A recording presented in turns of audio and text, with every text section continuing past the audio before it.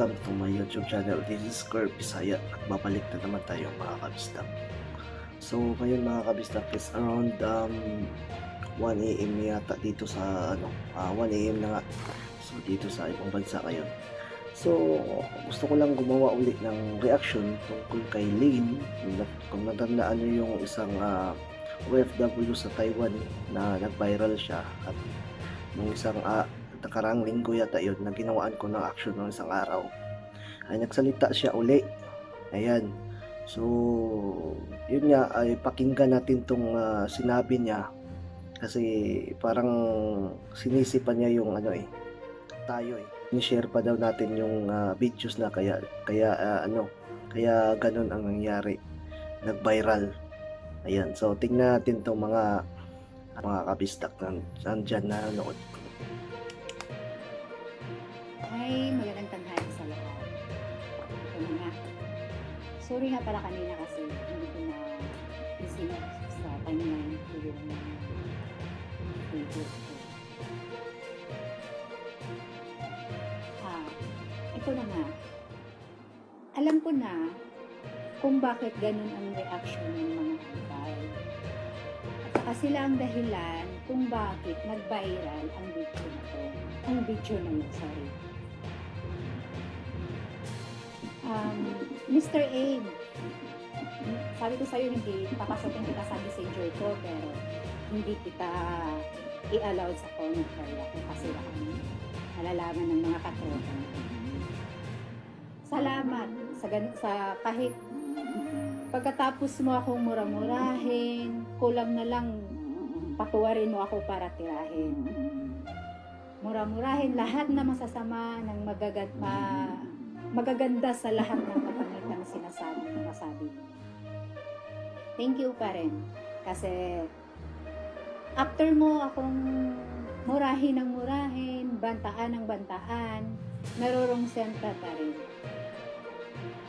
Sabi mo, Ma'am, kailangan ba talagang batikusin si Malandi? Wala naman po siyang sinasabi doon, Ma'am. Para sa bayan ko yung ginagawa niya. Tama ka. Ginagawa ko yun hindi dahil isang antay ako. Ginagawa ko yun bilang isang Pilipino.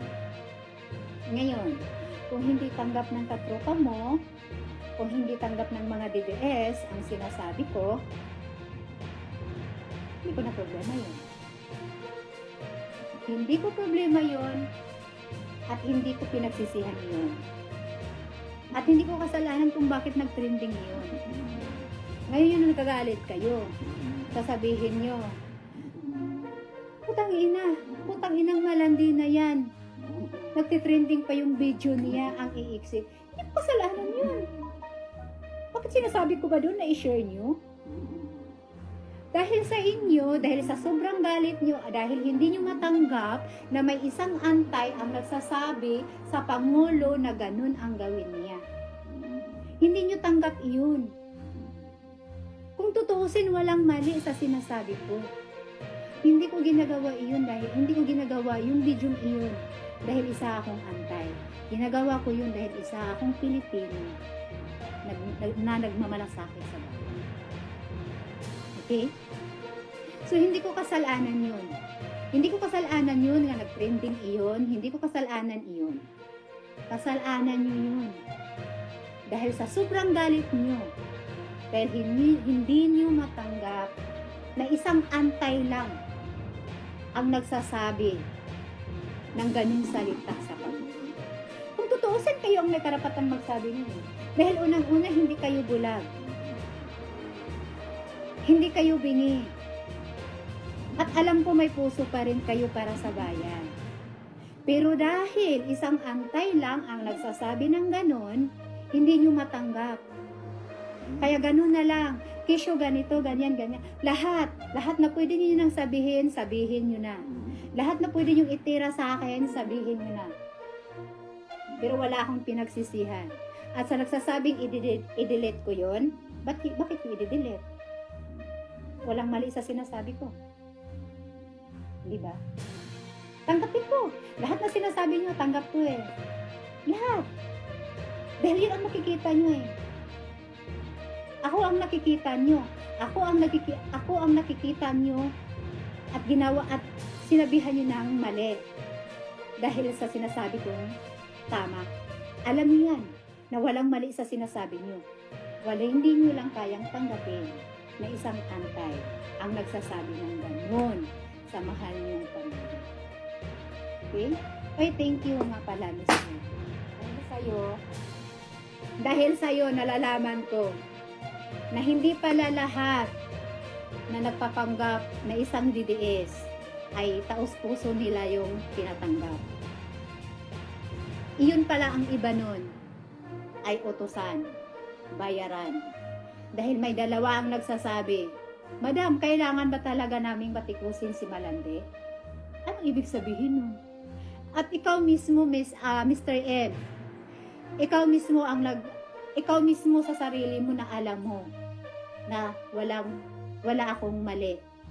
Hindi lang matanggap yan sa nag-uutos sa inyo. Hindi ko alam kung sino. Hindi na ako interesado. Pero thank you. Maraming salamat. So ayan mga kabisdak. So ayan, pinapanood natin yung videos ni Madam Lynn. Ayan, ni Lynn Silawan, yung OFW doon sa Taiwan. So ayaw talaga niya. Ayan, ayaw talaga niyang i-delete. Nagmamatigas pa rin talaga siya. So ewan ko kung sinong nasa likod nito. Basta bahala siya. Kayo na po ang humusga sa kanya, guys, mga kabisdak. So sana ay magustuhan na naman tong video ko sa inyo, guys. So dito na lang po ako at God bless po. At mabuhay po tayo lalo na sa mga kapwa ko OFW. Keep safe everyone, guys. Yan.